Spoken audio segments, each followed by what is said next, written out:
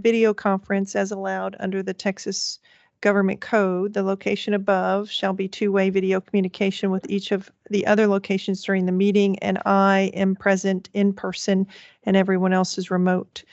And we make accommodations for anyone that wants to attend in person versus by teleconference. When a meeting is convened and being recorded, we want to bring attention to the maps posted in the hallway of this physical building with the location of the stairs to use in case of an emergency. So we have those posted for people who need them. So I'm going to call the meeting to order, and we'll start with roll call first. All right, and for the record, it is 9:01 a.m. For roll call. Ms. Carrie Crosby, PA. Present. Ms. Melinda Gottschalk, PA. Present. Dr. Rao Ali. Mr. Clay Bowles, PA. Present. Ms. Stephanie Corbett, PA. Present. Dr. Victor Shinpon Ho. Yeah, present.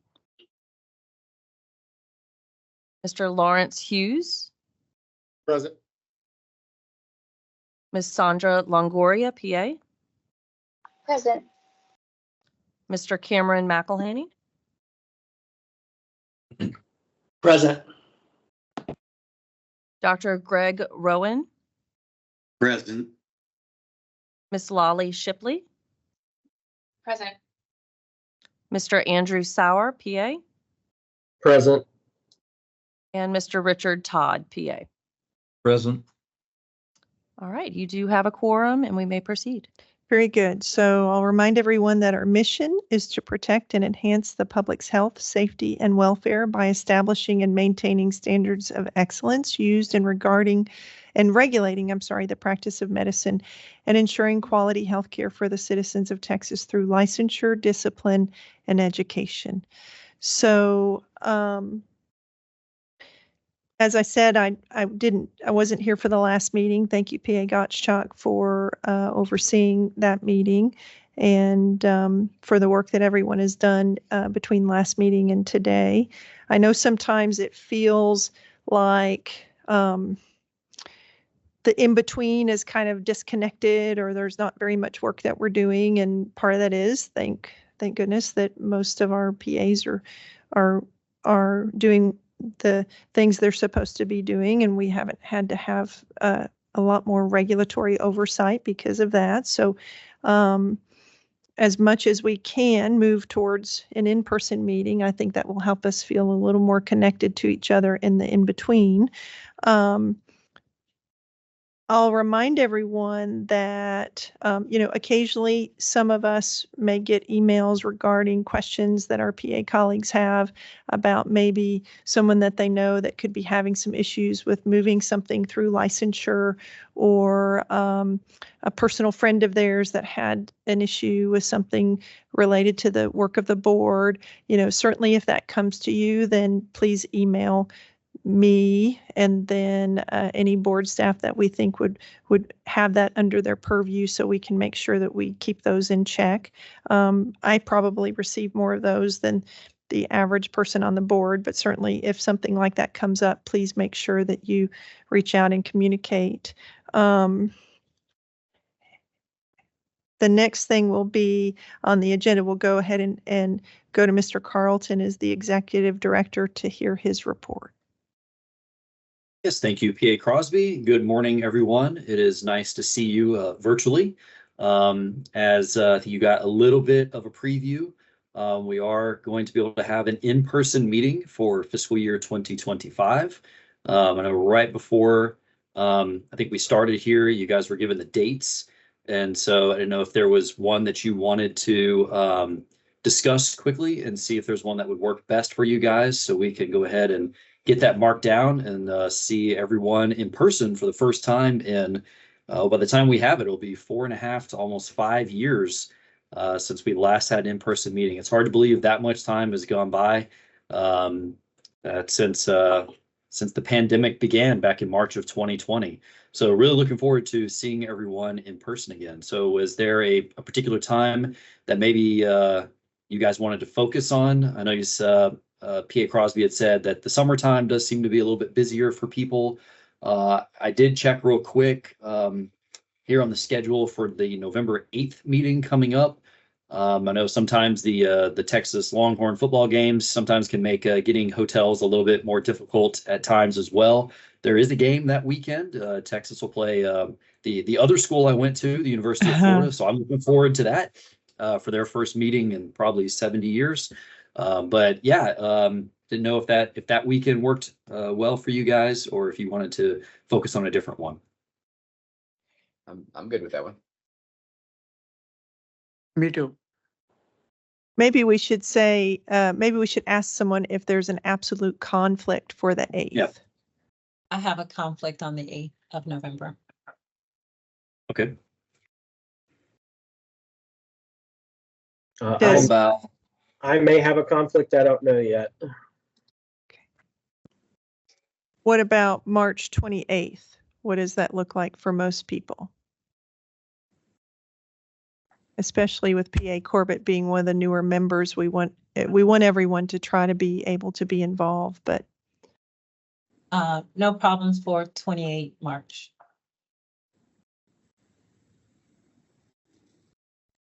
So far, no problems. I will be out of country for that.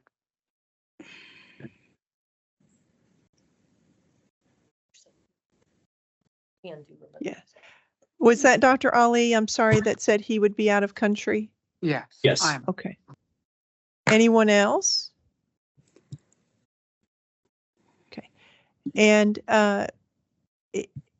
it may be that if the March 28th is the meeting, certainly Dr. Ali, I'm not sure what country you would be in, but we would be glad to have you remotely with the idea, that potentially we could, first of all, anyone who wants to join in person for any of these meetings, I think that's still possible. I don't know about board travel rules for that and whether or not that would be something that would be, your own choice to come and potentially without reimbursement. For some people, travel is much farther than, let's say, Ms. Shipley, who lives probably very close to where we are right now. So, would there be any objections apart from obviously Dr. Ali because he'll be out of country?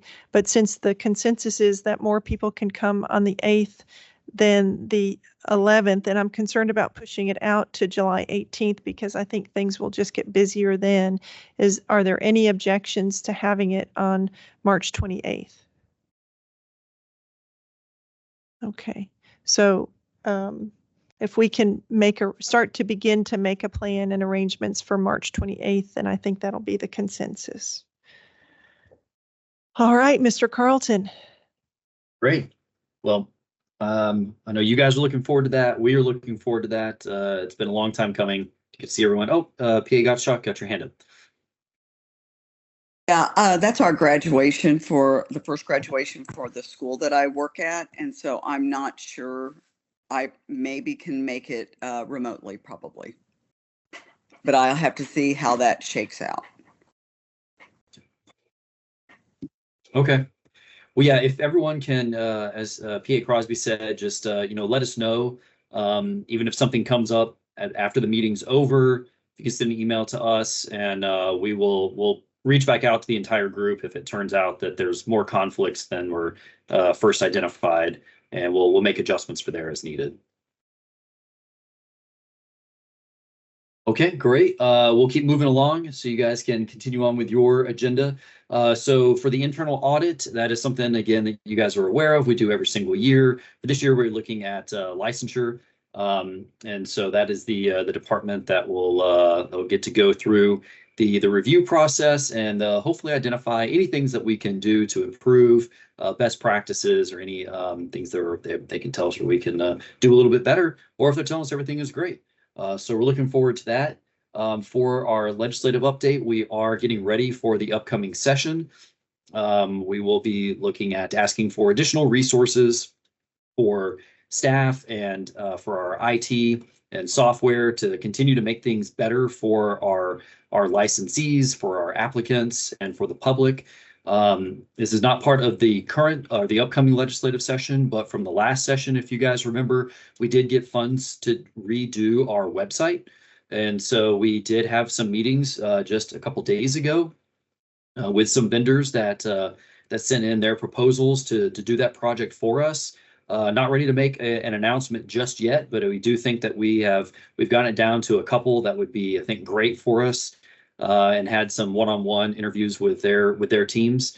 And so it's something that over the next year, the goal is to have it completed by the end of fiscal year 2025. It'll take a while to go through. We have a lot of data on our website, but we wanted to make sure that it has a more kind of modern, refreshed look and is easier for, again, our licensees, applicants, and the public to navigate through all that information on there. Getting started, and I'll turn it over to Tori if you wanted to say anything about the partnering with CE Broker. Yeah, sure.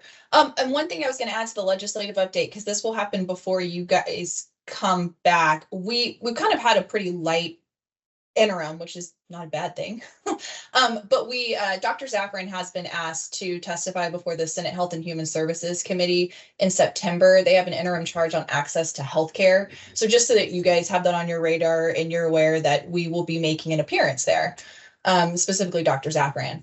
But on CE Broker, yes, the agency is actively partnering with CE Broker right now. For those of you who aren't aware, it's an online continuing education tracking tool. Access was rolled out to the first license types physicians at the very end of May, a little bit ahead of schedule, actually.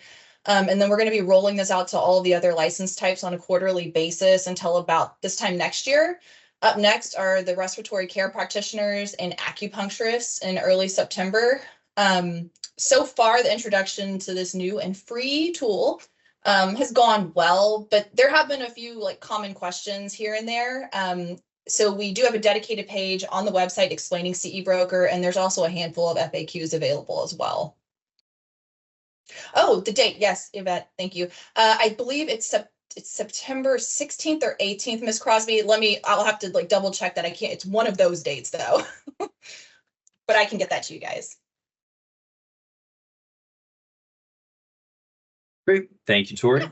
Joey, do you want to give the budget report? Yes. Thank you, Brent. Good morning, board members. So just real quick on board travel, as we get ready for that, the finance department has been able to secure contracts with the hotel that we're going to select for y'all. We've been trying to get the AT&T Conference Center, which is just a block and a half down from here. So if we can secure that location, that'll be great. It won't be no cost to you. It'll be a direct bill to us. I'm just letting y'all have that visibility and awareness. The only thing we probably will reimburse you for is your per diem meals. If you need to get a rental vehicle, that can be direct bill to the agency. For those of you who are a little bit farther away, we can also direct bill your flight to the agency. So we're trying to take care of y'all as much as we can and not put so much of a burden on y'all, so we can just get you the funds that you need real quick. But on that note, for the budget, so our budget execution, we are getting close to the end of the fiscal year. We have 5 weeks left to spend money, and then 6 weeks or a week after that, getting us to 6 weeks to close out the books. So our current budget execution through the end of June is currently at 97%. The remaining 3% that we have available is being set aside for end of year IT projects. So I'm working with the IT department to get those quotes and how we're decide how we're going to move forward with spending those funds. Revenue collections through the end of June are at 33.6 million, and we're on trend to exceed our prior year collections. So excited about that. I've also expanded the budget report to include some additional information based on feedback from board members and other staff. I've put in a page on department operational expenditures. This excludes salaries and wages, so this is just true core operating costs by department. I've also added our core TMB operations in the footnotes. This is the cost that we spend for our legal cases, our medical records, our expert panelists, things like that. And then I've also put information in the report regarding historical data on our expert panelists, because that is going to be a key target in our legislative request to ask for additional funds to increase the rate if we can. And then I've also included information on the cost to onboard, hire, and train new staff, because that'll be a key target that we present in trying to justify why we're requesting additional funds to increase salaries for existing staff. And then finally, I do have the agency's turnover rate. So we have been successful in keeping that low, but it still is a little higher than we would expect. But it is, I want to say, almost half of what the statewide turnover rate is. So excited about that, but still some improvement that we can work on to get that moving forward. So just putting those numbers out there and trying to get some language y'all can get familiar with as we get closer to session. And that's all I have. Hand it back to you, Brent. Thank you. Thank you, Joey. The last thing, we'll actually talk about it on agenda item number 32. We'll give you guys an update on where we are in our rule review process for all the rules. But other than that, like I said, we'll save that for a little bit later in the agenda. That will complete my report for now. Very good. Thank you, Mr. Carlton. Thank you. I may have a question at least that I want to, or at least maybe something I was just talking with Mr. Arborough about. When they redo the website, I have a question, and I've brought this up before, and I asked Mr. Arborough to kind of investigate the idea. So I don't know if it would affect the way that when we register as a PA and we are aligned with our supervising and delegating physician, I don't know if the website update is going to do anything algorithmically to be able to track and alert us if a physician is aligned to more than the standard regulatory number of PAs or nurse practitioners that they delegate and supervise to. So I brought that up to Ms. Yarborough, and she can kind of speak with you guys more offline about something that I brought up to her. But I have some concern, and I brought it up in the past during ISCs and things like that when it comes to our attention that a physician may be aligned to more full-time equivalents than what is allowable under this current statute. And I'd like to readdress that issue in the sense of saying, I wish that our software, our website, what we use to register there could somehow kind of algorithmically pull out and cull out people who may be aligned to more full-time equivalents than they should be. And so I don't know if that's going to be under the purview or if it's just going to be more of a fluffy window dressing, how it looks and which tabs you can go in and out of, which is important too, because Mr. P.A. Sauer had brought up some issues and concerns he had in the past. But from a regulatory standpoint, I think if we have that as a statute, we want to be able to police that, or at least have some purview over that, since it is a part of our regulatory side of what we do. So Ms. Yarborough has an example, and she can kind of talk more with you guys about that offline. But that's been something that I've kind of brought up a few times, and I know that portion of our website just can't do that right now, but it'd be nice if it could at some point. So. Yeah, no, it's a good point. So to give you a little more about the website refresh, a lot of it is what the public sees, just kind of what everyone can access without having to log into anything. Kind of what you're talking about is where the physicians and stuff would log into their profile, and then they would make those selections of who the delegating and supervising relationships are with. So that's a kind of a separate part of our systems that's not necessarily being done for this refresh. But that is a good point. It's something that we can talk with IT about. It would probably take, I'm not an IT expert by any means, but it would probably take something where they'd have to do some coding and things on the back end. So it is perhaps something that can be explored. I don't know if it's going to get captured in this particular project. However, again, it is a good point you brought up, and that may be something, if we can figure out what it would take to do something like that, whether internally with staff or kind of contracting that out, the programming part for somebody. That is something perhaps we can look at. Joe, if we can make a note to look and see if that's something we need to ask for the legislature for resources, and we'll explore that some more. So thank you for that input. Very good. Thank you. All right. I think Dr. Brett, you're next on item number 4. Yes. Good morning, everyone. I'll keep this pretty brief just to let you know we're doing fine with respect to expert panelists for physician assistants. We, as always, could still use a few more specialists for the medical board. So if you have any suggestions in these areas, it'd be appreciated. You can just send me an email and I can follow up solicitation with them. Just to let you know, our expert panelists are the ones who help out if there's a standard of care complaint, sort out some of those standard of care issues in those disciplines. So the disciplines we really need are oncologists. We've needed additional oncology experts for years. So if you know of a physician who's a hematologist or oncologist, please forward that along, as well as some of the pediatric medical subspecialties, pediatric gastroenterology and cardiology. Again, we've changed some of the processes with the medical board, and we're doing very well for primary care physicians, but some of those subspecialists can be difficult to solicit. So if you have any recommendations in those regards, please send me an email and I can follow up with them. Very good. Thank you. Does anyone on the board have any questions for Dr. Brett? Hi, Dr. Brett. This is Dr. Ali. So in our last meeting, I followed up with the radiologist. I believe that's what someone we needed. Is there any email, a template, or that's something I can forward to the physicians who are interested and how they can contact you directly? Certainly, I can send you the greeting email that I usually send out, but and that way you can see if they're interested ahead of time. So I'll go ahead and forward that to you. Sure. Thank you so much.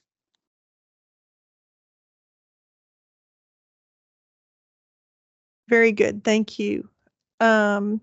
All right, so moving on to item number 5, physician assistant liaison report. So not to put PA Corbett on the spot, but Ms. Ms. Flaherty told me that we had several PA board members in attendance at the last medical board meeting, and in the official capacity, PA Corbett attended. So as a preface, before we have her just comment on her experience there, the next physician board meetings are going to be October 17th and 18th and December 12th and 13th. Now, if you can't attend both days, then that's okay. The medical board does their official committee capacity meetings on the 17th, and then the true board meeting collectively on the 18th, and then the 12th for the committees, and the 13th for the board meeting in December. So if someone has the ability to attend either one of those, if you can email Ms. Flaherty and let her know that you'll be in attendance, that'll be great. And I do appreciate everyone's ability to participate there. PA Corbett, can you speak to your experience at the meeting? Sure. Good morning, everybody.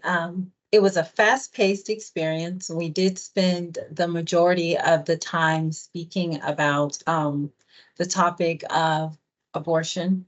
That was the lion's share of the meeting, and explaining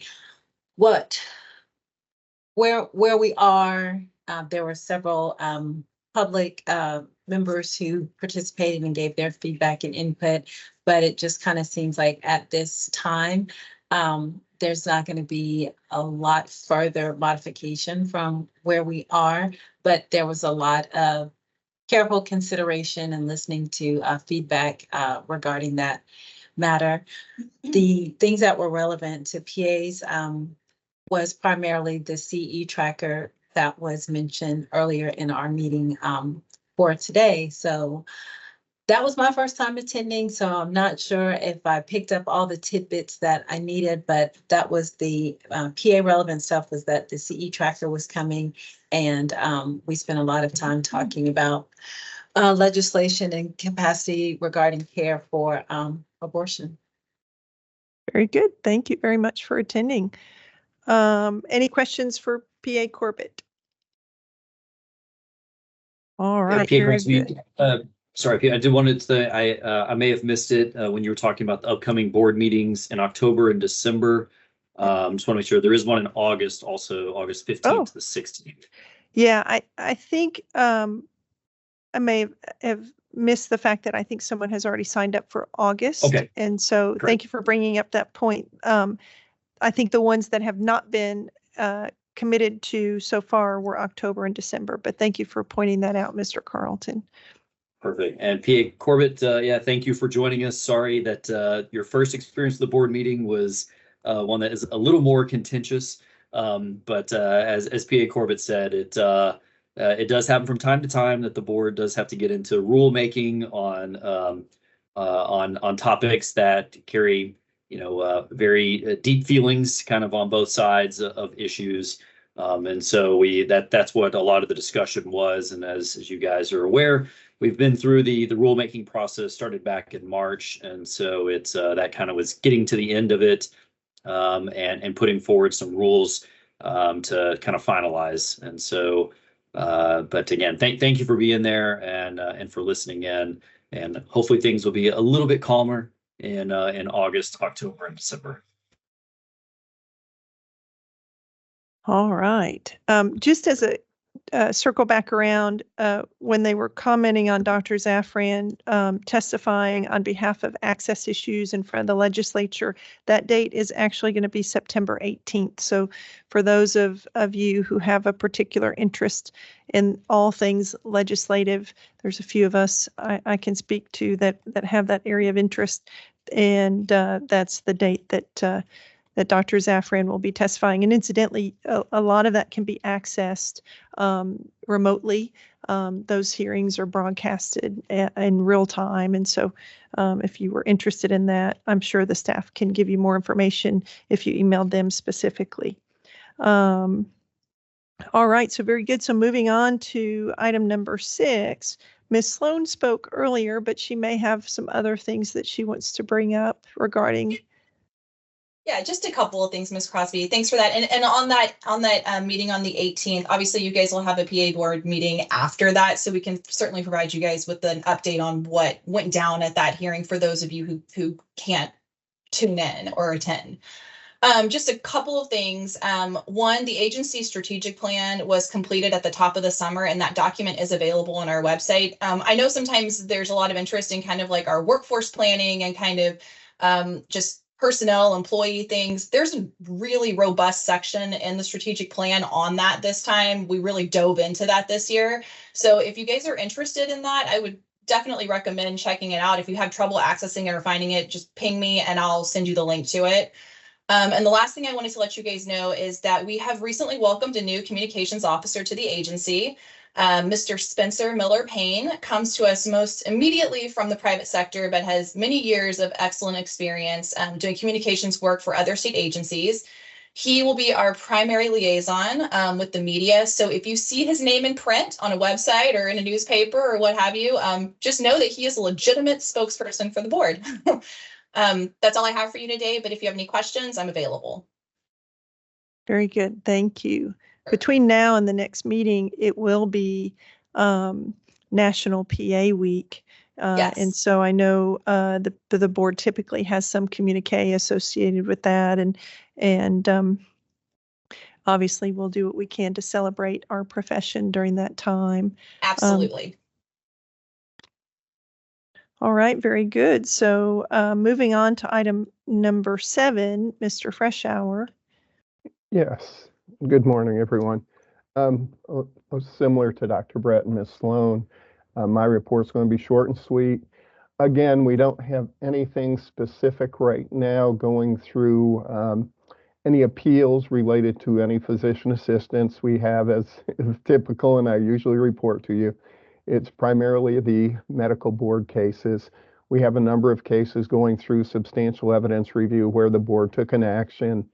The licensed physician, is objecting to it. It's going to state district court. We prevail on those almost always. We do have one case right now at the Texas Supreme Court that is being briefed. We haven't heard anything on the decision. It is a case where the doctor's basically alleging that we didn't get enough findings to substantiate our action. And again, there's some other issues playing into that, saying the pleading was frivolous and our attorney had alleged a significant number of complaints, but only one or two very minor findings were there, and they're complaining about that. However, we feel pretty good about the outcome that's more likely and not going to be for the board. But beyond that, really not much else is going on. As I said, just standard routine type of cases coming through. And we, as always, and I've told you this before, if we get sued as an agency on a case, and if it happened to be, a doctor or a physician assistant, we call up the Attorney General. They do all the filings, they do all the pleadings. My office and Mr. Palazzola's staff, but primarily through my office, we work hand in hand with the Attorney General. We explain, the laws and how the agency worked, how the regulation and the regulatory action was taken. Because, as you can imagine, the Attorney General is representing hundreds of agencies, so they may not really understand the PA process or the physician process, whether it be regulation or licensing. So my office works hand in hand with them when we have these cases. That's my report, Ms. Crosby. Unless somebody has some questions, I'll turn it back over to you. Very good. Thank you, Mr. Freshour. All right, moving on to item number 8, Dr. Doyle. I see you have come on. We're ready for you. Good morning. Good morning. So with the theme of keeping things short, we don't have a lot to talk about today. Under item A, the discussion, recommendation, and possible action regarding referrals, we don't have any.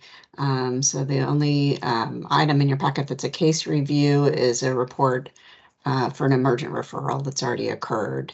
I'm happy to answer any questions you have about that case. The PA has already been referred, so you don't need to take any action. But if you have questions, happy to answer. Also, Mr. Bernard is here too. If you have questions about our program activity report or drug screening report, we can answer those as well. All right. Any questions for regarding PHP and their recent activity? So seeing Dr. Doyle, it refreshes my memory that since our last meeting, I was able to attend the Federation of State Medical Boards meeting in Nashville. And through actions in previous years, somewhat spearheaded by PA Gottschalk, we have been able to have a presence on the Federation of State Medical Boards.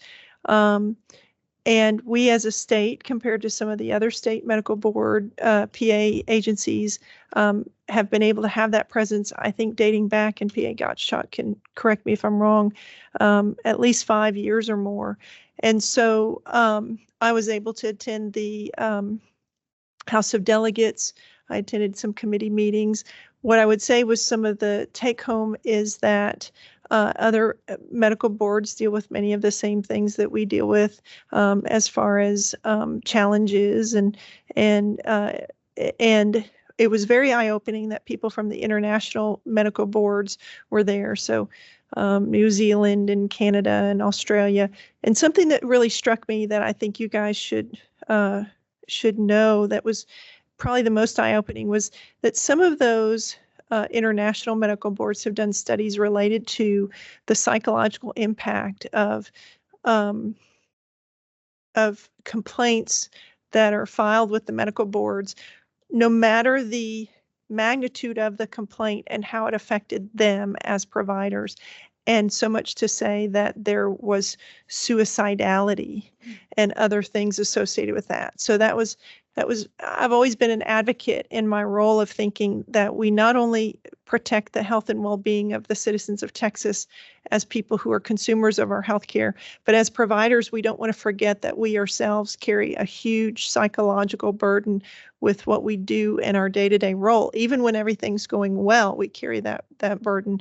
But then when we have to face a potential regulatory hurdle, whether it was something that was warranted or potentially maybe a little bit of jousting towards us as a provider, it was not specific to the level of that complaint. It significantly impacted providers, sometimes to a point of suicidality, or as related to PHP, some type of substance related issue. And so as we do our work, one of the things I want us to think about is not only doing it to the best of our abilities, but thinking about both sides of this picture, the provider, and then also the consumer of that healthcare, because we advocate not only for the patients and citizens, but for the people in our profession.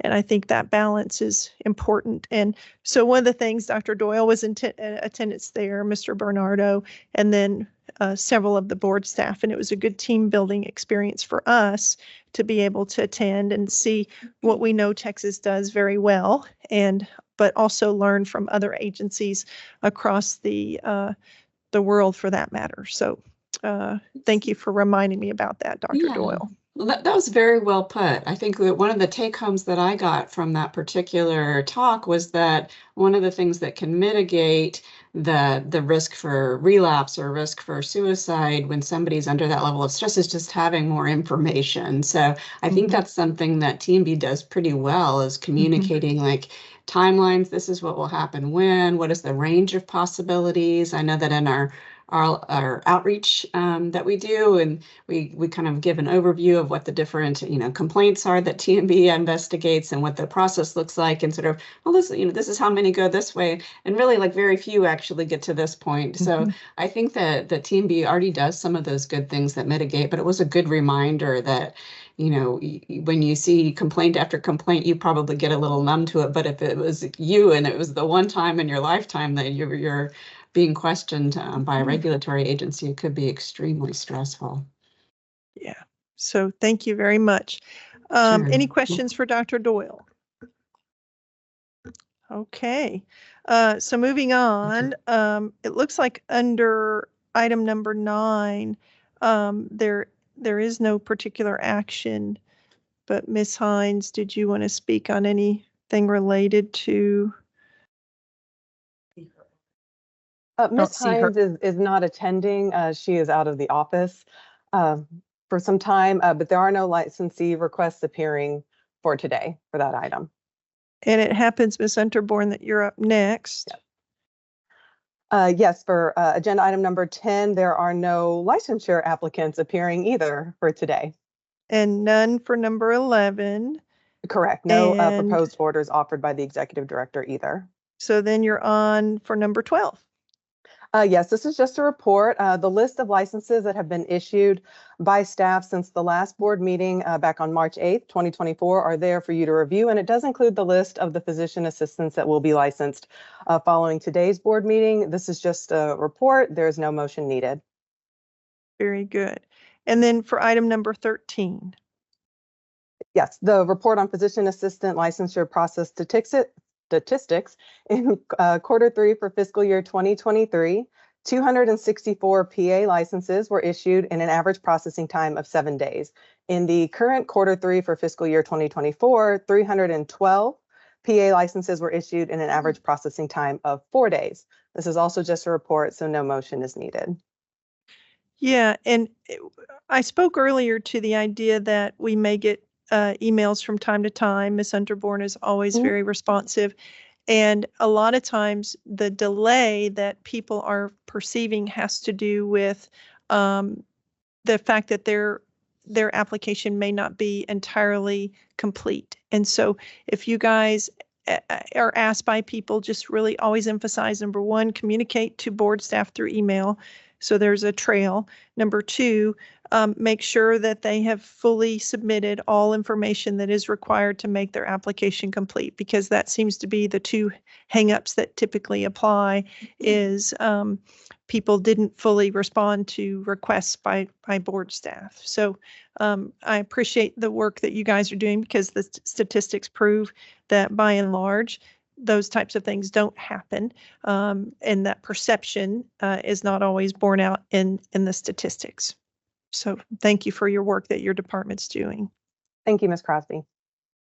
All right, and so nothing under item number 14, except for that is a report that Ms. Hines presented.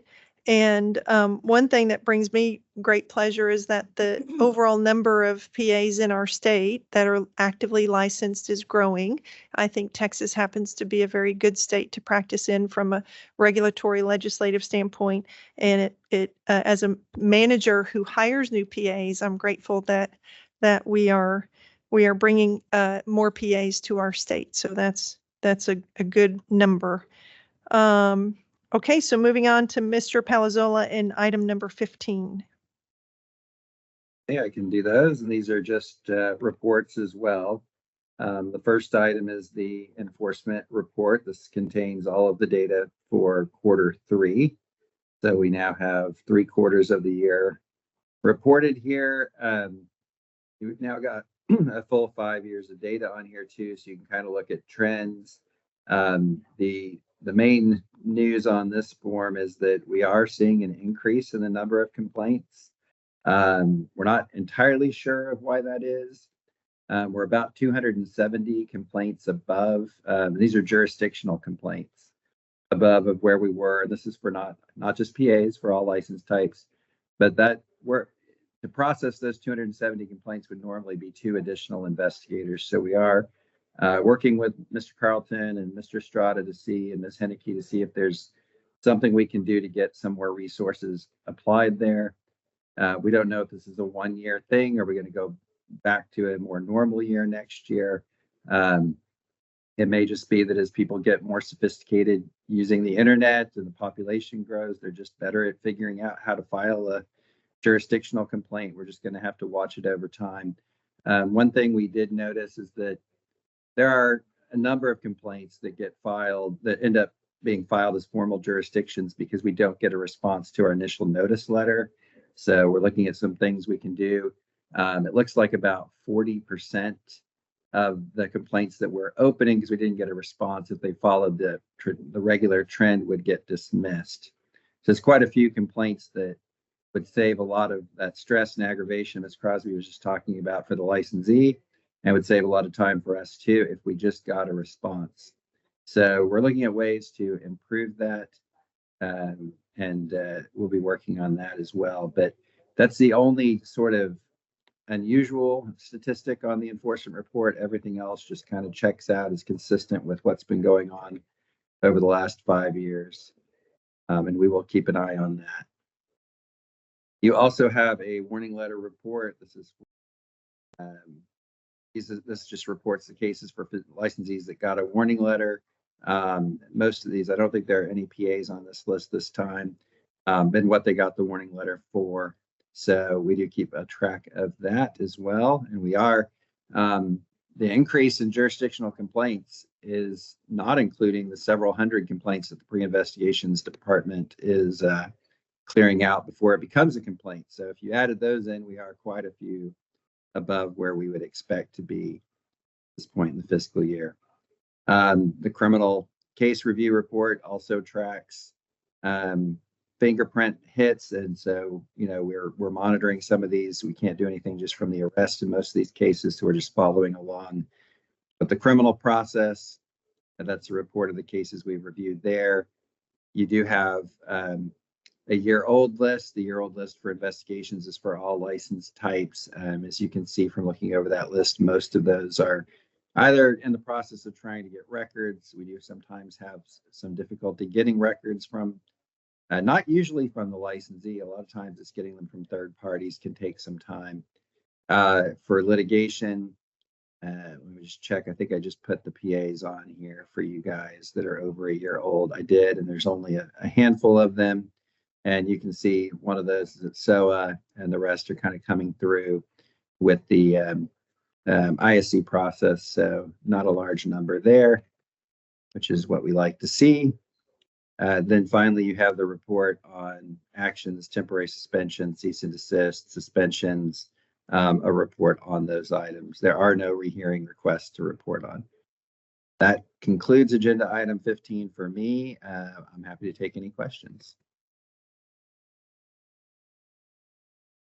Yeah, I have a question, and this kind of goes back to one of the warning letters.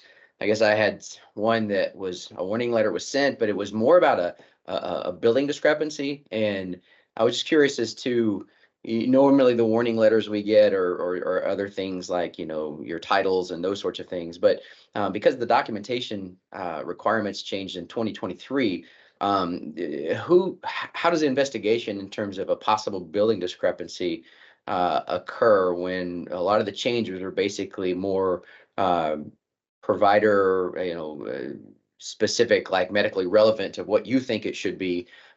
Who investigates those, and how does that come to an investigation?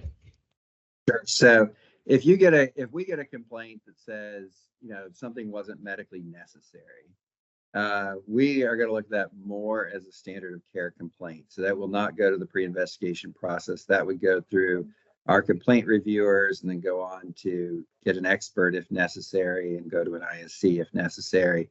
So if it's, did the documentation support the level of billing, something like that, those would normally go more the full investigation route if it got past that first review.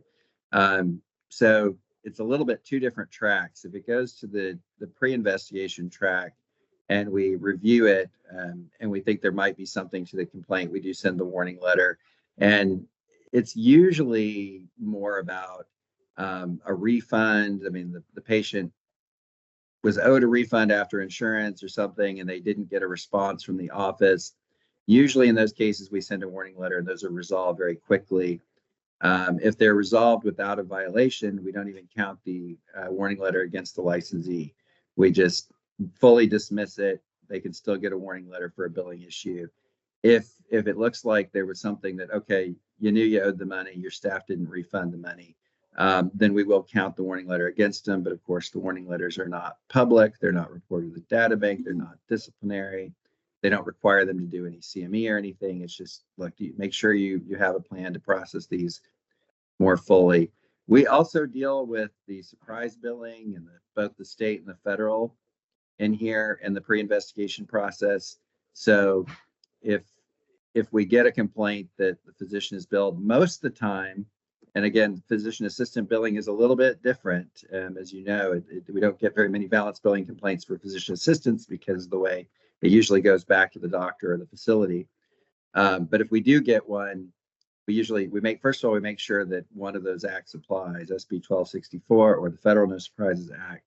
And then we get copies from the complainant of the EOBs and things like that. What we often find is that the patient wasn't billed. They got an EOB and they thought they got a bill, but the process is still going on. In those cases, we wouldn't even send a warning letter. We just dismiss it without any kind of inquiry. If it does look like the patient was billed, then we'll send a warning letter to the licensee, asking them to explain the billing, submit a corrective action plan if necessary, cease collections, refund, anything like that, if we think there's an actual violation. All of that process is voluntary. So if the licensee is like, look, I don't think I balance billed the patient and I don't want to resolve this at this point, then we do just proceed to an investigation at that point. But I think the main thrust of your question was like, yes, is the documentation sufficient to support the billing?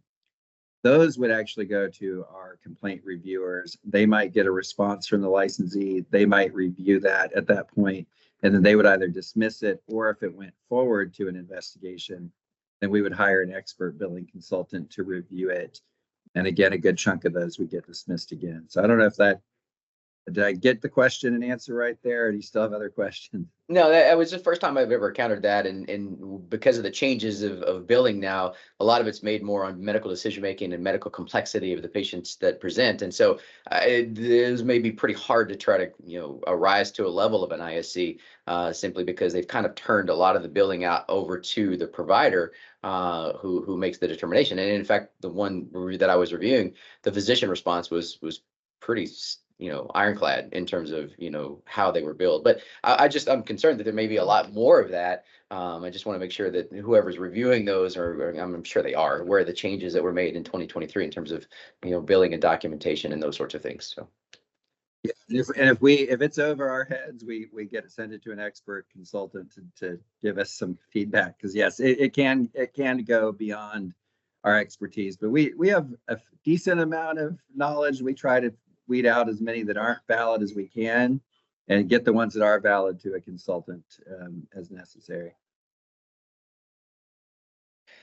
Okay, any other questions for Mr. Palazzola? Okay. Moving on to item number 16. I think Dr. Brett kind of spoke to this a little earlier. Dr. Brett, did you have anything else you wanted to say specific to item number 16? No, I think I covered it in my report. Thank you.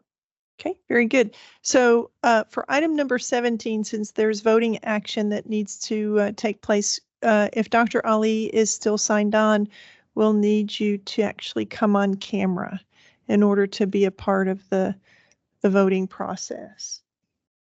Yes, I'm here. Very good. Thank you, Dr. Ali. So Mr. Palazzola, and I think actually PA Bowles may actually kind of tag team this one together potentially. Item number 17. Yeah, Mr. Palazzo. Yep, we're ready. Okay, well, we'll get through these. If there's any questions about any of these, if we need to slow down and discuss anything, let me know.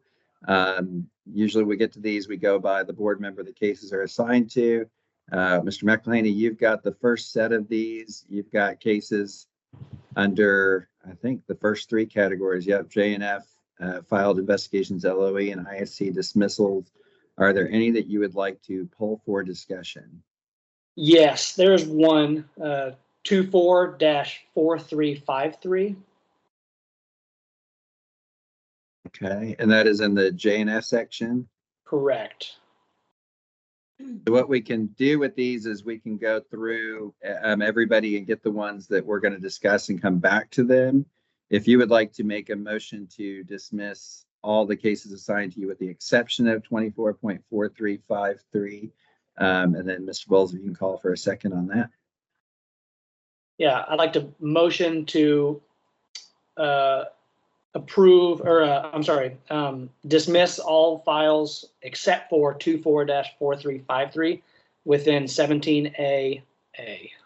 Okay, so a motion to approve for dismissal, all cases with the exception of 24-4353 as recommended. Do we have a second? Second. PA Todd, second. Do we have any discussions? Okay, all those in favor of approving for dismissal as recommended, please say aye. Aye. Aye. Aye. All opposed? And any abstentions? Okay, so that motion carries. And we'll just continue through and come back. If we have any other that are pulled, we'll come back to those one at a time. So the next set are actually assigned to you, Ms. PA Bowles. Do you have any Sure. that you would like to pull for discussion? I do not. I have one case on the JNF that I would like to make a motion to approve for dismissal as recommended. We can do all of them, A through C. It looks like you've got cases in each of those categories. D, it looks like you have none. You can do all of those together en banc. Okay, perfect. Yeah, I'd like to make a motion to approve all cases assigned for dismissal as recommended. Second. Second. Dr. Rowan. Dr. Rowan. Dr. Rowan, second. Okay, any discussions from anyone else on any of these cases? Okay, so a motion and a second. All in favor of approving for dismissal as recommended, please say aye. Aye. Aye. Aye. Any opposed? Any abstentions? All right, so that one carries for my cases under standard of Thank care. you. All right, PA Gottschalk, any of the cases assigned to you under agenda item 17B that you would like to pull for discussion? None under 17. A or B. Okay, PA Gottschalk, would you want to make a motion? Oh, sorry. Yes, I'd like to make a motion to accept the dismissal of the cases under are we just doing the JNF first? or both of them? Do all You of can them. do all of them Okay, together. for all Thank of the cases under the standard of care cases. Okay, me. we have a motion for to approve for dismissal as recommended. Do I have a second? Sauer, I second. second it. A PA Sauer, okay, I've heard that. Any discussions on these cases? Seeing none, all in favor of approval for dismissal as recommended, please say aye. Aye. Aye. All opposed? Any abstentions? So those are to Ms. Goschak. Now we Dr. Ho. Dr. Ho, from the cases assigned to you, any that you would like to pull for discussion? None. So I'd like to make a motion to accept the dismissals for my cases under 17A and B. Okay, we have a motion for dismissal as recommended. Do we have a second? Second. I think that was P.A. Goschak, if I'm not mistaken. Any discussions about any of those cases? All right, seeing none, all in favor to approve for dismissal as recommended, the cases assigned to Dr. Ho, please say aye. Aye. All opposed? Any abstentions?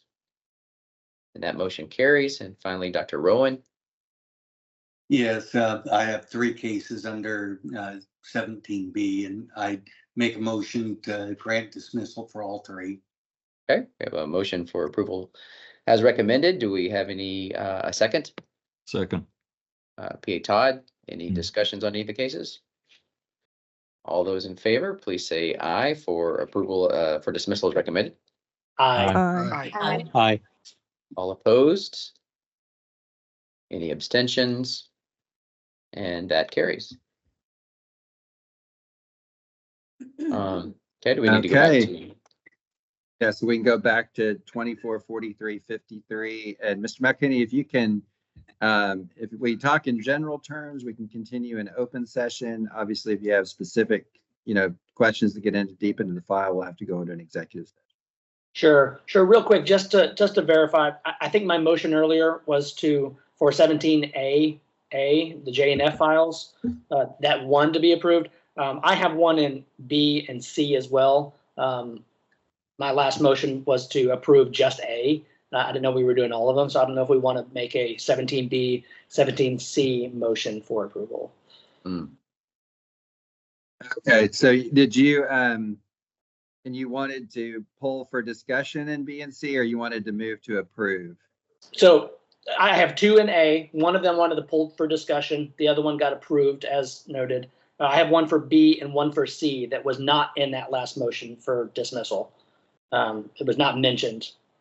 So before we get into the one that's pulled, if we want to approve 17B and 17C, I can make a motion for that. That wasn't included in my previous motion. Okay, yeah, then no, thank you. Let's clarify that then. And so, yeah, so you're wanting to make a motion to approve for dismissal the cases assigned to you under item 17A, B, filed investigations, and C, ISC dismissals. Correct, with the exclusion of 24-4353. Yes. Yeah. So so I'd like to make a motion to approve 17A, 17B, 17C, all of the cases assigned to myself, except for 24-4353. Okay. Can I get a second? I'll second again, Dr. Rowan. All right. So any discussions on any of these before we move to a vote on those? If not, then we'll call for a vote. All in favor of approving for dismissal as recommended, all of the cases with the exception of the specific one that was pulled out, assigned to Mr. McElhinney, please say aye. Aye. All opposed? Any abstentions? All right, so that carries. Great, thank you. Just want to make sure those were covered. Yes, okay, so speaking in generalities for this 24-4353, that question here is the PA was listed on their website as a doctor. The respondent responded and said, I was unaware of this. I don't have any hand in making of the website, which I totally understand. I'm sure several of us here are listed on websites, and we're on there by way of the IT department or somebody in marketing or something. But he mentions on there, I've gotten with IT and this has been removed from the website. After a quick Google search, just to verify that, his name is still listed as a doctor on the website. So it's one of those things where he said he remedied it, and to me, it's not a humongous issue with the listing. But if he says he fixed it and he didn't, that's what I have issue with. And Yeah, sorry, go ahead, Ms. Krause. If I may interject, my bigger concern with this particular person is that this person has been under board action before for 2 previous board actions, and for somewhat overreaching in areas. And so my concern is that part of his previous board action was jurisprudence, and that kind of should put somebody on alert to say, man, I should really be above board and really mind my P's and Q's. And the concern I have is the nature of the practice that this person is still in operates with some of the particular problems that this person's board action was under. So what I don't want somebody doing is being under board action and then kind of snubbing their nose up at future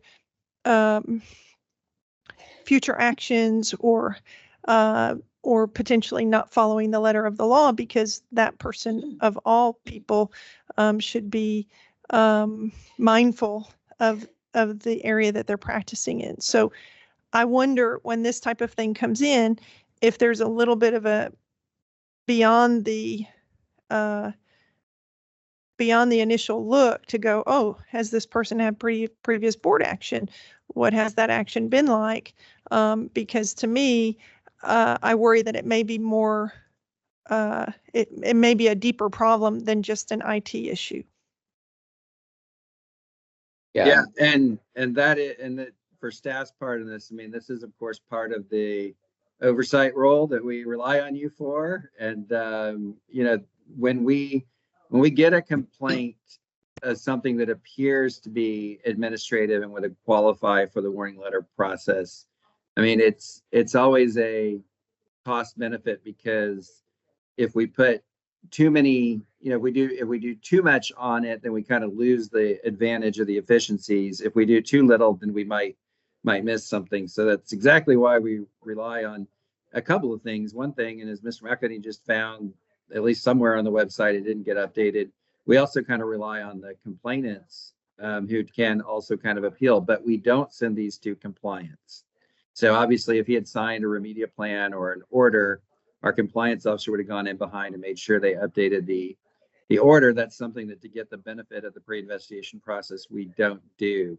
So, I mean, I think that's, and I think it's a good point that this individual had prior board history, which is something we do check in that process, but it can look to us like sometimes it's different, and when you look at it, maybe it's not. So I mean, you certainly have the option right off the bat here to just, I mean, this is a recommendation for dismissal. So you certainly have the option right off the bat to say no, and we're not going to accept the warning letter in this case after review for the reasons that Mr. McEnany pointed out, and the reasons Ms. Crosby said. And the next step would be, it would proceed to an investigation, and we could, include we would include in that you submitted a corrective action plan, that you were going to fix it, and you didn't get it fixed, as well as looking at their board history and do a more in-depth investigation on this case. So that would just be the motion there. If that's what you want to do, would be to just not approve the recommendation for dismissal and direct staff to continue the investigation. And we, of course, will do that if that's the direction. Yeah. And I do want to jump in here, and Ms. Crosby, and I think your point, as Mr. Palazzolo was mentioning, there was prior board history, but as the legal counsel for the agency, and we have to, defend these, and Chris, Mr. Palazzolo knows where I'm going on this, we can look at the prior orders, but if they are not same or similar, we're alleging a pattern, you're going to have to look at the nature of the complaint that's being presented to you.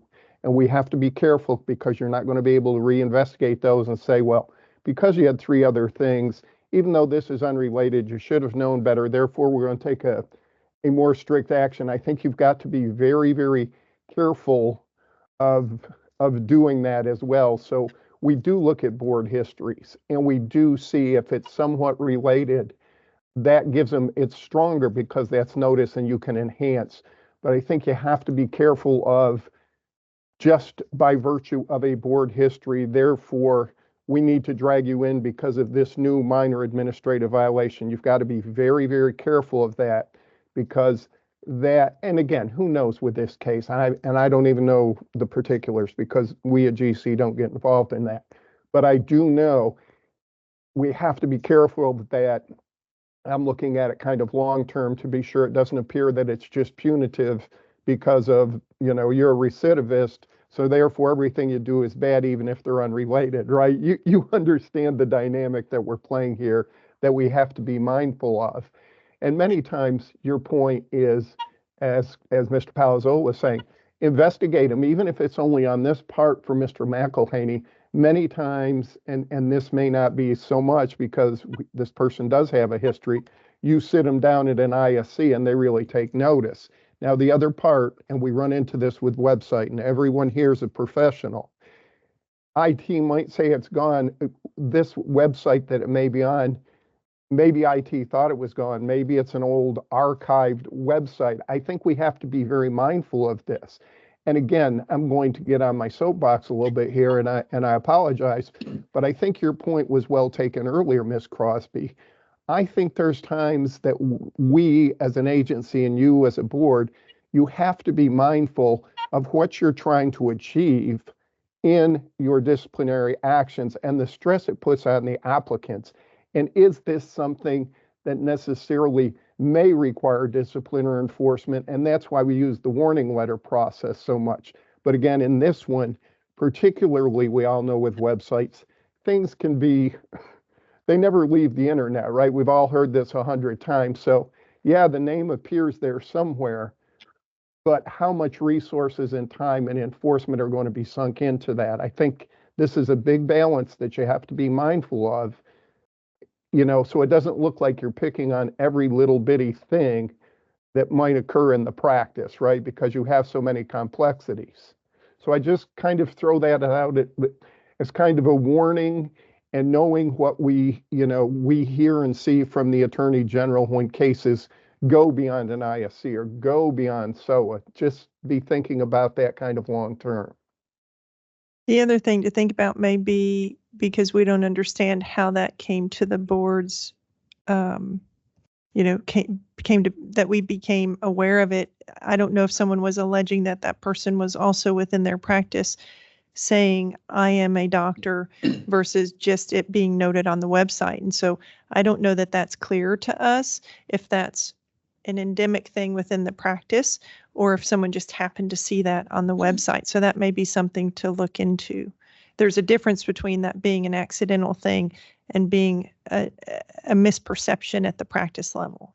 Exactly. Yes, ma'am. I think that's perfectly set. Thank you.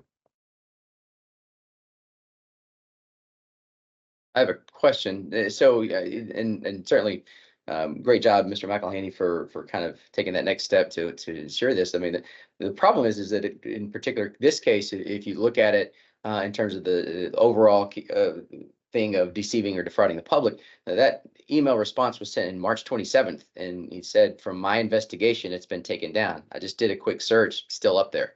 So I think that by that alone, you have enough to say, no, this is deceptive. From March 27th, you said it was down, and as of July 19th, it's still up there showing that you're a doctor. So I think from that standpoint alone, you have something to move forward with.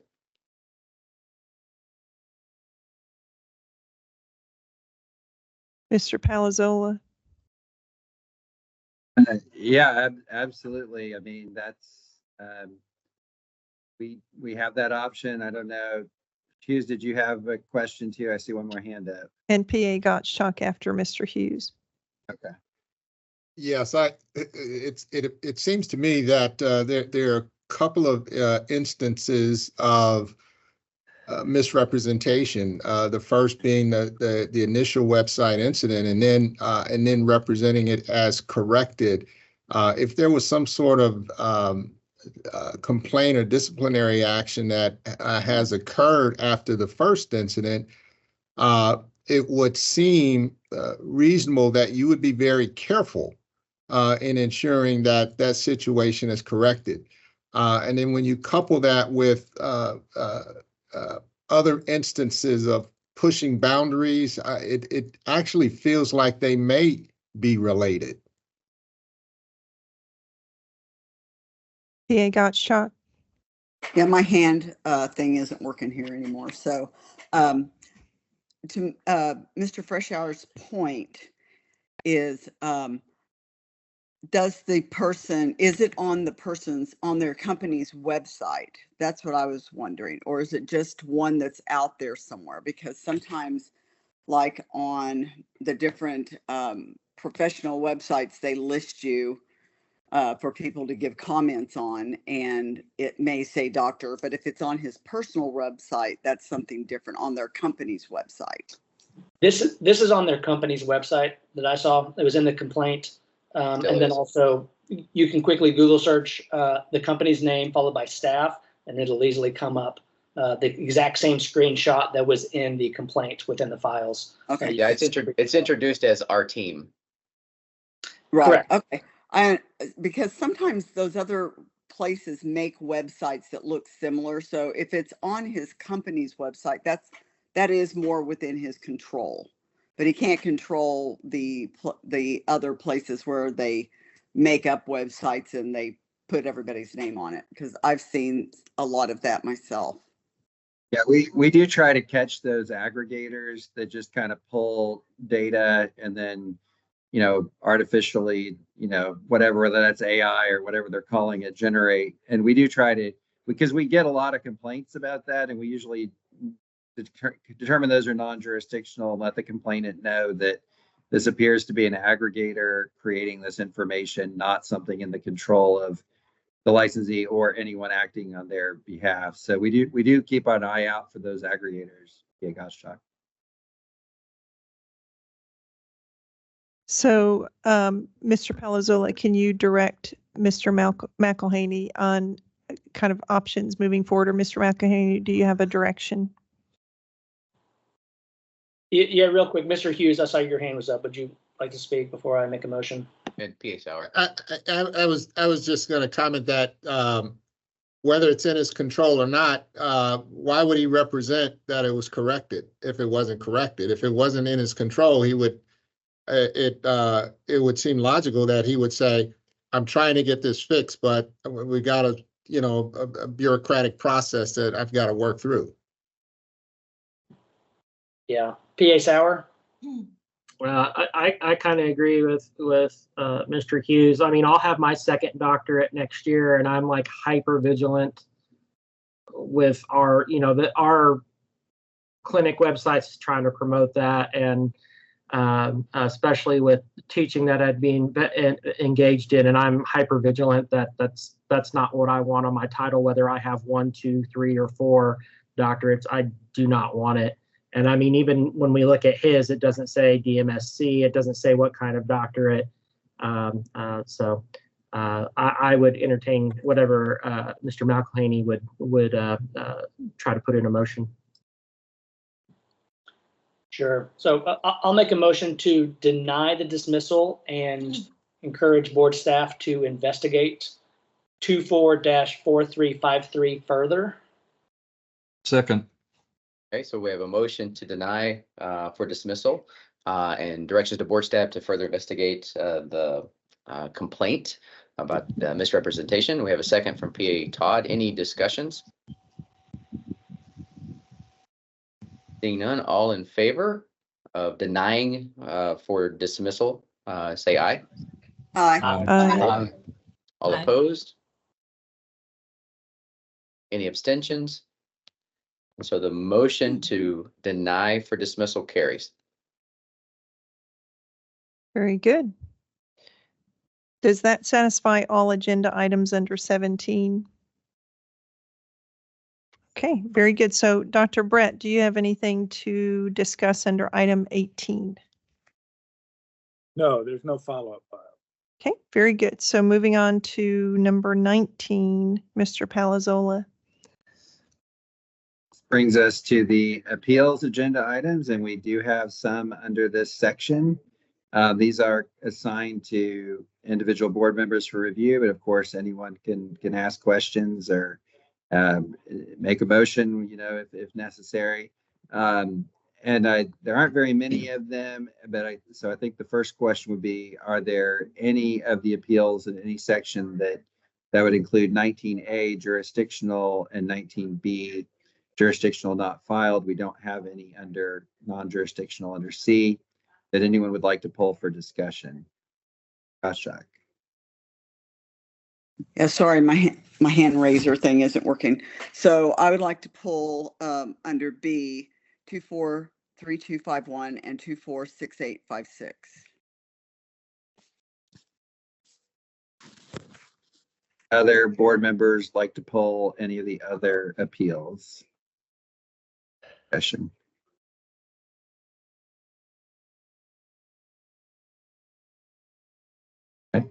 Then PA Bowles, if you would like to call for a motion to deny all of the appeals with the exception of 243251 and 246856, this would be a good time to do that.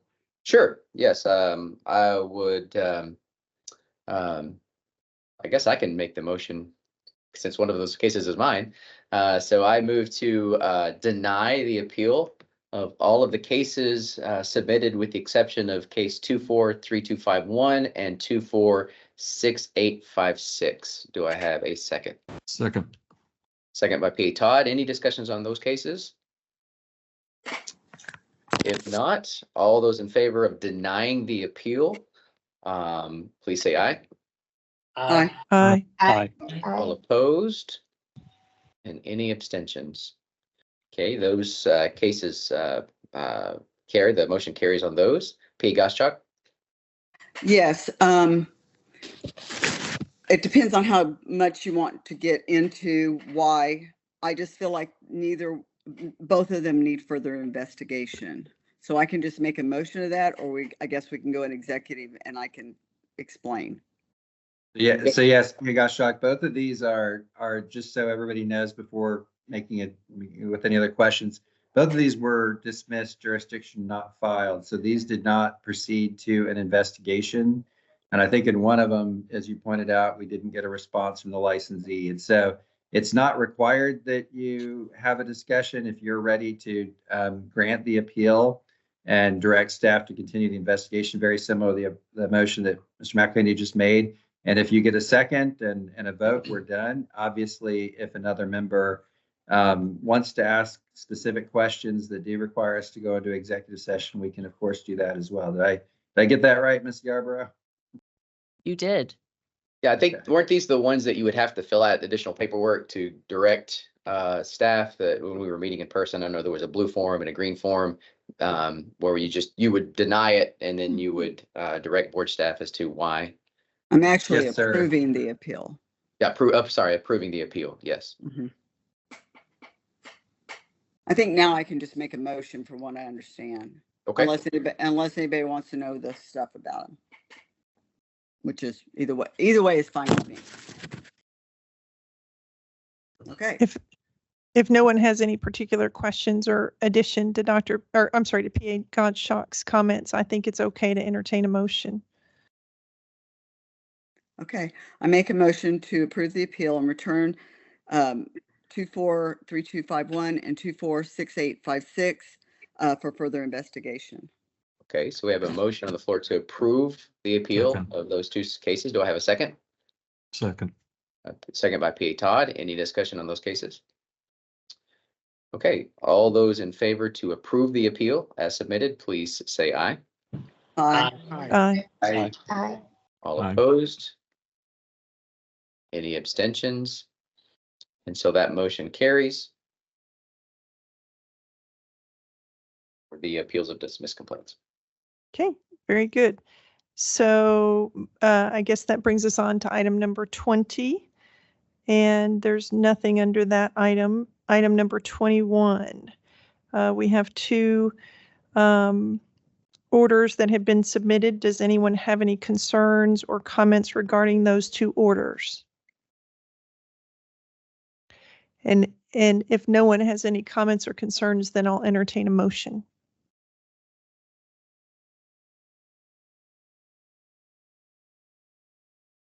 I'll make a motion to approve the non-public rehabilitation order. Wait a minute, approve the modification termination request orders, grant the first and deny the second. Very good. We have a first. Do we have a second? I second. Second. PA Bowles. Any discussion? Okay. All in favor say aye. Aye. Aye. All opposed say nay. Any abstentions? Okay, very good. So the motion carries. Moving on to item number 22. Does anyone have any concerns regarding that agreed order? Okay, hearing none, I'll entertain a motion. I make a motion to approve the agreed order. Can we get a second? I'll second. Seconded. Okay, Dr. Ali, any discussion? Okay, all in favor say aye. Aye. Aye. Aye. Aye. Aye. Any opposed say nay. Any abstentions? Okay, that motion carries. Moving on to item number 23. If there's any discussion, we'll discuss that order. If not, I'll entertain a motion. I move to approve the remedial plan of 240373. Very good. Can we get a second? Second. PA Bowles. Any further discussion? All in favor say aye. Aye. Aye. Aye. Anyone opposed say nay. Okay, any abstentions? Okay, so that motion carries. Moving on to item number 24, nothing under item number 24, nothing under item number 25, 26, 27, 28, 29, 30. Aren't you guys glad I can count? 31.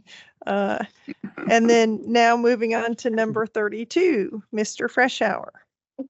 Yes, and I'm going to, and I don't know, Mr. Carlton, is there anything you want to preface this with before I start? And I think Ms. Yarborough and I will then tag team it. Yeah, I know you guys will go into a deeper dive, but again, as you guys are aware, and if you're not one of our newer members, our GC staff and all of our directors have gone through a very extensive review of all of the rules for the medical board, the PA board, and all of our boards, as has been going on for over a year, close to a year and a half now. And it's a complete revamp of all of the rules. And we have gone through the necessary process of having those go through all the different review stages. Up to now, it's to you guys.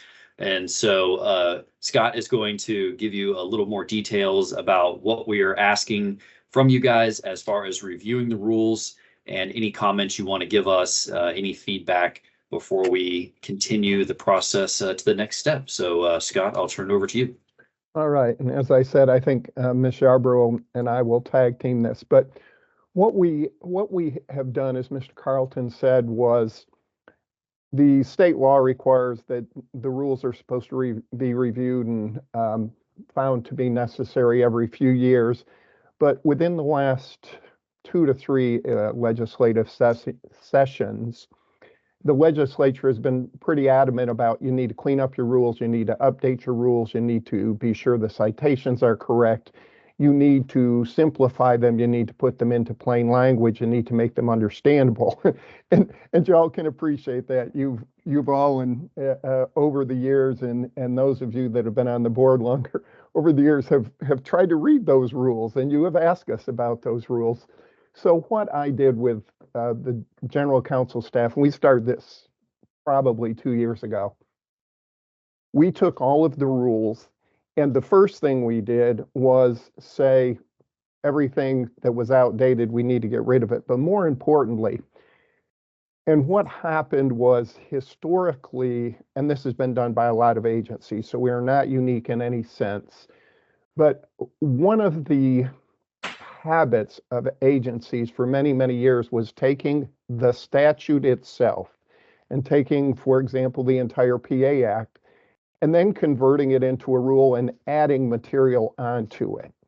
Well, this is problematic because a statute is not a rule. A statute is a statute. That is the legislative action and the law. A rule has the effect of law, but a rule is something that either implements, supplements, or explains a statute. A rule is not a repeat of the statute. We also had complaints that the rules were too long and complex. So with those two premises going forward, the first thing we did was this rule and we provided it to you all, and Ms. Yarbrough explained the process. And I know Ms. Crosby has looked at these extensively, and she had asked us several questions.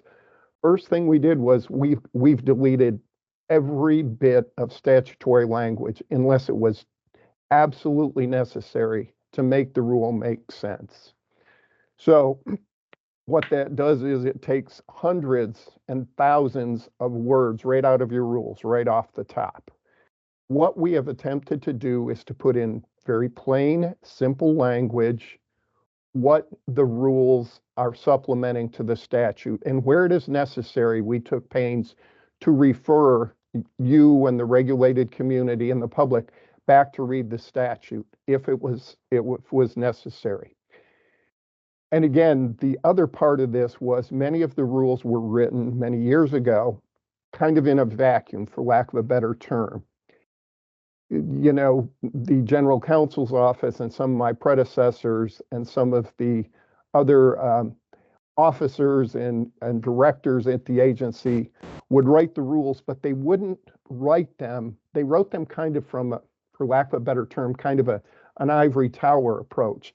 They did not write them and consult with the on-the-ground folks, the staff attorneys, you know, the licensure people, as to what the real day-to-day function was. So what we did was we rewrote the rules. We met with the managers of the departments and said, is this how it works day to day? Because we need the rules to reflect how the agency operates day to day. What that resulted in is much shorter, and we believe much more understandable and easy to read rules that reflect the real world, but it also reflects what you all do as a board. So when board staff brings you something and you cite to the rules, whether it be in an ISC or as Ms. Crosby was referencing today, if someone calls you and you send the inquiry to us, we can send the regulated community to the rules that are easy to read and understand, that are not full of legalese and long, you know, 4 paragraphs for something that could be 2 sentences, quite frankly. That was our approach. So that is what you're seeing today. And we reorganized all of the chapters. And the one that we're asking you to look at today is specific to physician assistants, but also so you know, we redid the rules for complaints, investigations, ISCs, and SOA proceedings, as well as the violation guidelines. And those are applicable to your board, to the respiratory care board, to the medical radiological technology board, to the medical board. So you all are looking at the same uniform process. That was another thing we did. Each of your acts had, in long excruciating detail, how an ISC was conducted, but it was repeated in 6 chapters. And sometimes there was a slight variation just because whenever you bring something over verbatim, there's always the chance of something being added or dropped. So in this case, we have referenced all of your boards, including you, acupuncture board, are all referenced to the same complaint investigations and ISC rules. So what that resulted in is we went from 40 chapters of rules to 25 chapters of rules. And we're, that's how we've proceeded through. But again, a lot of that was just simply, it's easier to organize, and some of the things were not, and the other thing we did was not so much in the PA Act, but it was in the medical board rules.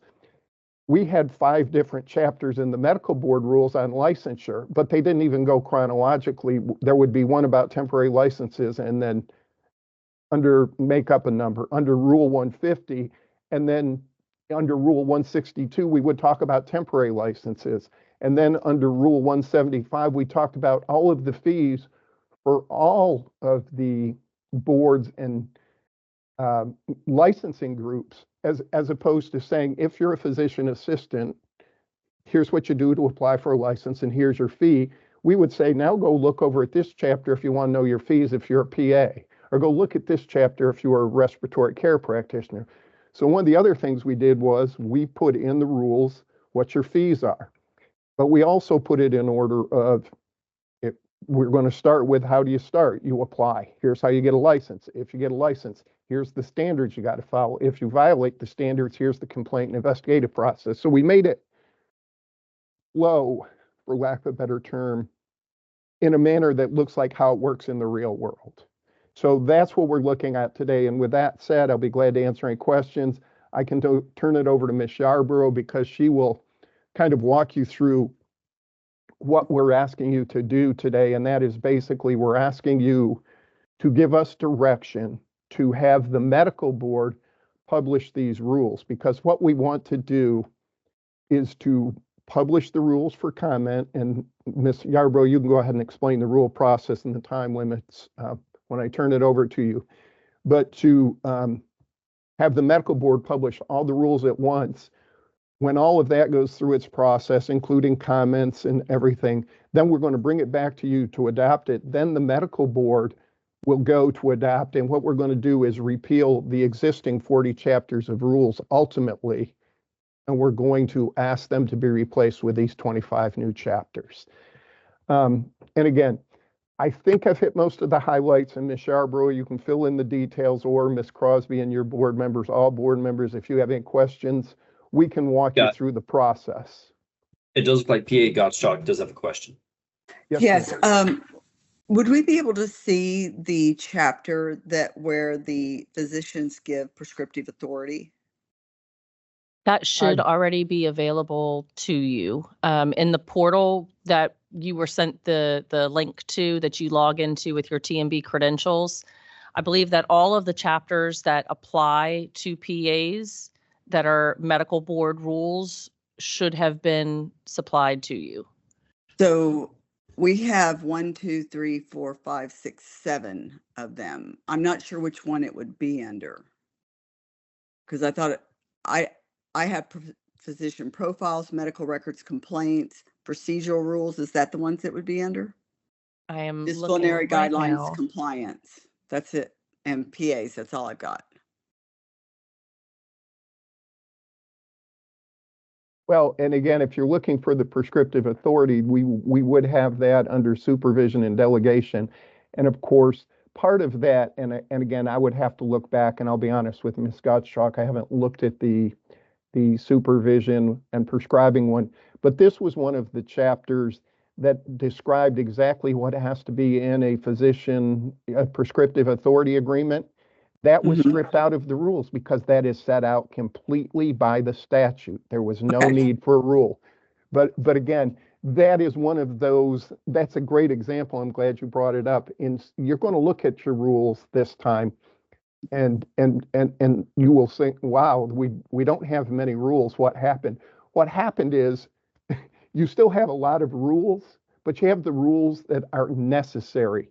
And we have stripped out everything that is in another chapter. So within your rules under 185, if there's anything related to prescribing and physician, supervision and delegation, they're going to refer you back to chapter 157 and or to the supervising rules. But again, I can tell you in the rules for supervision and delegation, we stripped out the whole section on prescriptive authority agreements because that is all set out by statute in chapter 157 of the Medical Practice Act.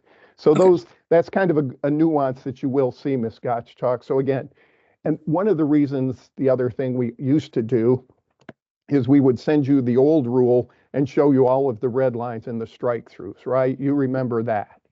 Because this was so massive, it was impossible to do. So the other thing we're asking you to do is to read these rules and don't think about the old rules. Read these rules in conjunction with what you know is the real world for your practice, but also the real world when you function as board members in kind of your dual role. And that was the intent of these rules, is to reflect the real world operationally and that type of thing. Yeah, I read them when they were sent to us originally, Good. and I really thought it was great because I teach that part at my college, and it looks great. It was very well written, and it's very clear, and it's not as confusing as it was before. So yes, I was just wanting to know, are we eventually going to see all the medical board rules, or is that what they are? Yes, okay, yes, ma'am. And this is kind of, and again, Yvette, I keep saying I'm gonna let you talk, but I keep talking. Yes, so what we're asking, yes, Ms. Gottschalk, and here's how it will work. What we're asking you today is to give us direction, and you can vote if you need to send these to the medical board for public comment. What we hope to do is in August or September, and again, Ms. Sharba has the timeline, the medical board will publish all the rules, and that's for everybody's comment, and you will get to see them at that point and comment as well, just like the general public. So yes, and know that if you just send them today for public comment, that does not necessarily lock them in that that's what they're going to be. And if, a month from now, you just happen to be rereading them and something hits you, you can always make that comment to us because they're going to come back to you. So they're not done yet, but this is the starting point. And what we're trying to do is to get all of the rules done, adopted, and put in place before the start of the legislative session. Because once the session starts, we don't change rules. But if we get new, nice, for lack of a better term, and again, let me stop here and thank you for reading those and saying that they're understandable and clear, because that's what we've been striving to achieve for 2 years. But if those nice, new, clean, understandable rules go up, then if legislation passes that impacts your occupation, all we've got to do is make that little bitty change in the rules and not rewrite them all and then be worried that there's going to be something that contradicts the new law because they've got the old 1990 law still on the books that's been amended 4 times, right? This makes it so much better for everyone, and particularly the regulated community, which I think is important. So thank you for that. It was a nice segue, Ms. Gottschalk. No problem. And Ms. Gottschalk, I did just double check. So you are correct. There was an unintentional oversight, and I will take full responsibility for that one. Chapter 169 was not uploaded. So I've put that in there right now. So you do have access for all of the PA board members. You do have access to that chapter now. If you log in, the email that I sent to you that had login instructions and how to submit comments, etc. So if you do have any comments on those rules, there is a fancy little Microsoft form that we are utilizing. So that way we can keep everything straight. And I do check that every other day or so. So if you do have any comments, we are interested in hearing those. But as of right now, you do have access to not only the physician assistant chapter, but you also have access to physician profiles, medical records, complaints and investigations, physician delegation and supervision, procedural rules, disciplinary guidelines and sanctions, and compliance. So those are all of the chapters that are referenced in the PA board rules that are being provided to you, so that way you can see exactly what applies to your board. As far as the timeline, what we are looking at is, again, getting your direction this meeting to send these rules over to the medical board for them to publish after their August 16th meeting. Just the timeline that will probably go into the Texas Register at the very beginning of September. So that will give us a full 30 days of comment through the month of September into October. We will be able to take all of those comments, aggregate them, make any changes that are necessary to present back to you at the November 8th meeting for your consideration to vote to adopt those proposed rules. After that, if you vote to adopt them, then all of those proposed rules then go on to the medical board for their meeting in December, that there will be the final adoption at that meeting. So that's a rough outline of the timing. If you have any questions, I'm always happy to answer those. You can always reach out as you're reviewing the rules if you need additional explanation of that. But really what we're looking for at this point is just your direction. We don't need a formal motion or anything, your direction, so that way we can gather that public comment and input and begin the process. Very good. Well, Question. So I'm sorry. is this, sorry, this is in this particular instance, and again, I want to echo P. Goschak's great work on this. Just, is this where do we need to email you with some questions that we have, or is this like ready to go? Is this where we would make a comment in terms of some verbiages and stuff? I mean, not to nitpick everything, but just like P.A. Goschak, I'm also in PA education, and some of the verbiage under the current clinical practice about a acceptable physician assistant program as approved by the board may raise a lot of questions for out-of-state applicants versus an accredited program. Just little verbiages like that may help with some headaches and that sort of thing. But that's something I'm happy to email to someone, or So how do we have that Microsoft form that is your chance to provide input and comments on specific chapters, specific rules, specific subsections of rules.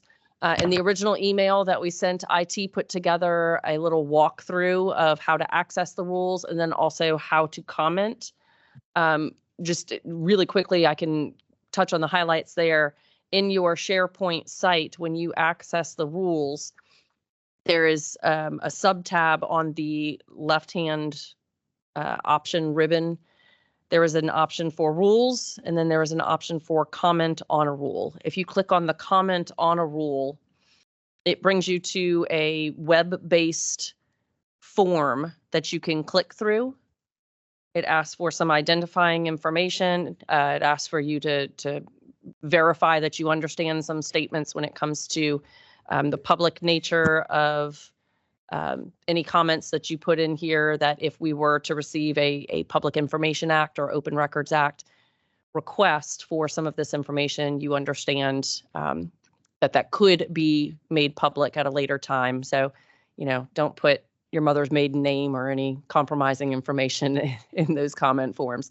But if you keep clicking through the screens, it will walk you through a drop-down menu of what chapter you are commenting on, and then you can input the specific section and then subsection.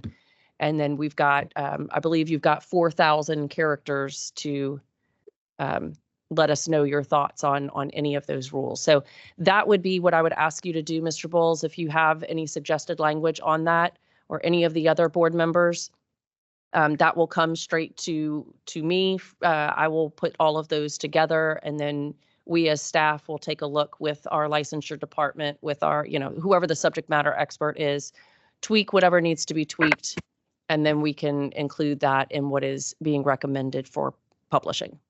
Okay, thank you. And Ms. Charbrow, do you want to go ahead and touch a little bit on some of the differences between rules and, the internal process, just to be clear, because of the way some of our older rules looked, because I think Mr. Bull's question pertains to things that are also some internal processing within the licensure staff, to just kind of clarify and explain that just a little bit to help. Sure. So some of what we were,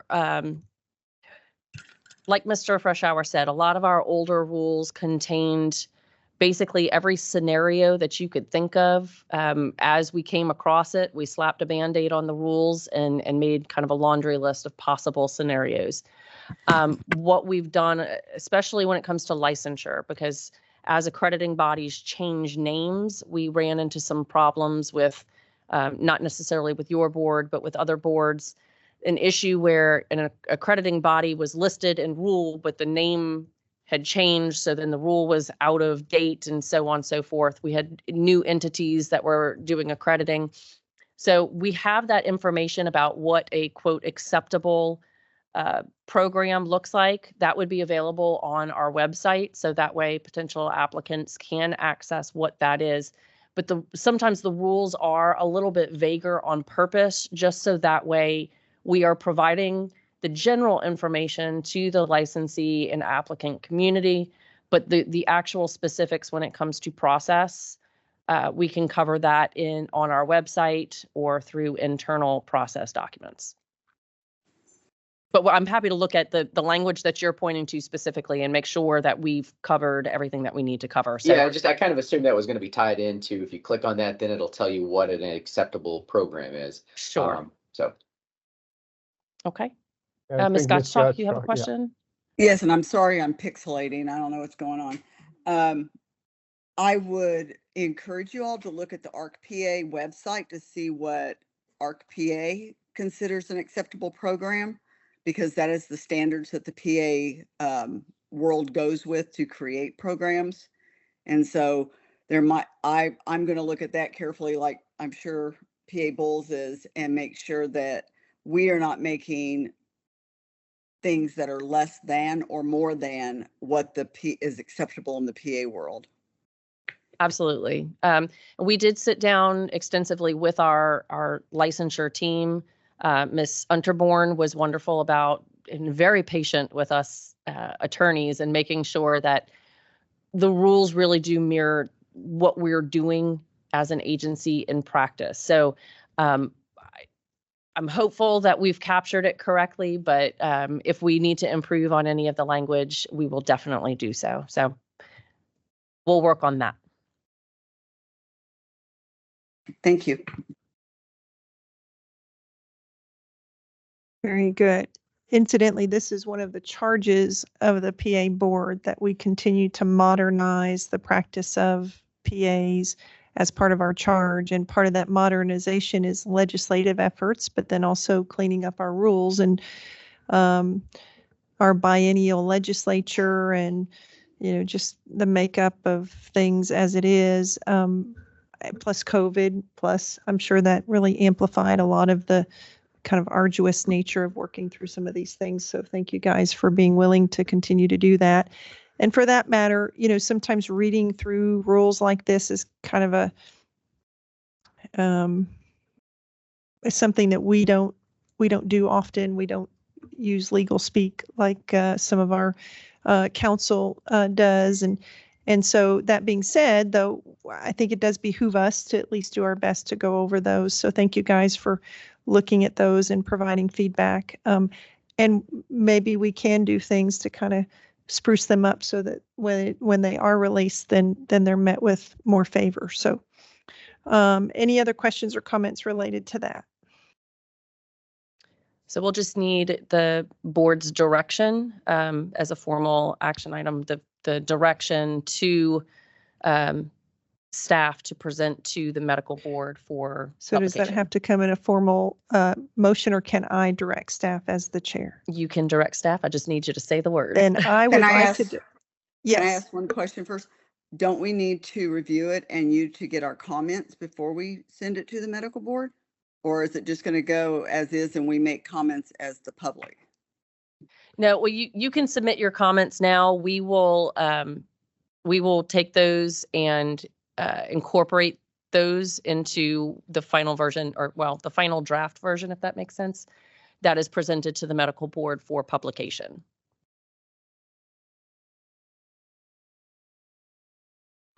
So if there's no other comment specifically, then I will direct board staff to continue with presenting these rules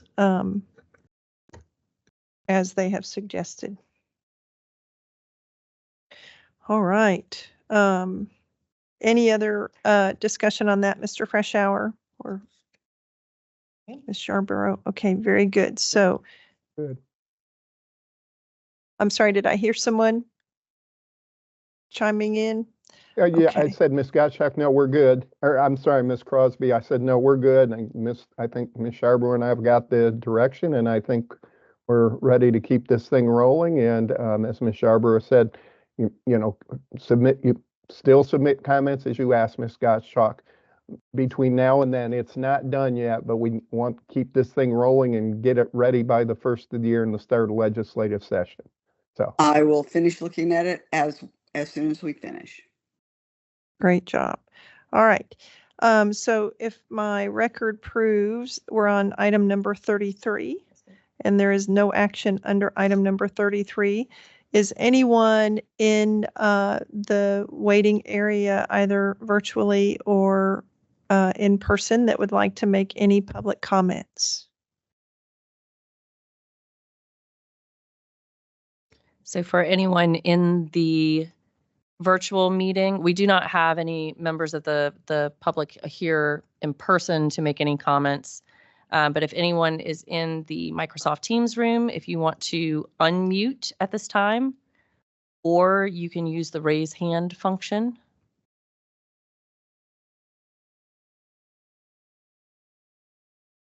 And I don't see anyone unmuting or raising their hand, so I believe you are free to proceed. Very good. So that takes us on to item number 35 and approving board minutes from the March 1st meeting. Does anyone have any concerns about those meetings that they would like to verbalize or changes that they want to make? PA Crosby, on the first line where it was saying call to order, they inadvertently put your name in instead of mine in that one spot. Other than that, that was the only thing I saw. So Ms. Flaherty will make that change. Any other concerns regarding the minutes? Okay, I see that line. So that would be under agenda item number 1. It says Ms. Crosby read the board's mission statement into the minutes. We will substitute in PA Gottschalk. Any other concerns or comments regarding the minutes? And if there are none, then I'll entertain a motion to approve the minutes as amended. So moved. PA Bowles, can we, and then PA Rich or PA Todd. Any further discussion? All in favor say aye. Aye. Aye. Aye. Aye. Any opposition Aye. say nay. Okay, any abstentions? Okay, the motion is approved. All right, then we come to adjournment. As always, thank you guys for giving us your time and your energy and your efforts, and for doing all the work in between when there are ISCs. I think it's a good sign that we don't have so many ISCs, and grateful for that. It's summer. Hope you guys are doing some things to refresh and engage with your family and friends, and that everyone has a safe summer leading up to our next meeting. And I'm very much looking forward to meeting with everyone in person and engaging a little more that way. Any other comments or concerns or discussion before we entertain a motion to adjourn? One thing. Where would I find the board rules on in-person meetings and how we hook up? As far as like how to plan your travel and that sort of thing? Right. Distances involved or approved, whatever. Yeah. So We'll send out guidance with instructions for travel as we get closer to the date, and we'll also send out your confirmation numbers to hotel rooms and whatnot. I think the first step will be for us to know who is coming. So I think we have a good track of that. We'll get those names, and then we'll start coordinating hotels and then push out some additional information.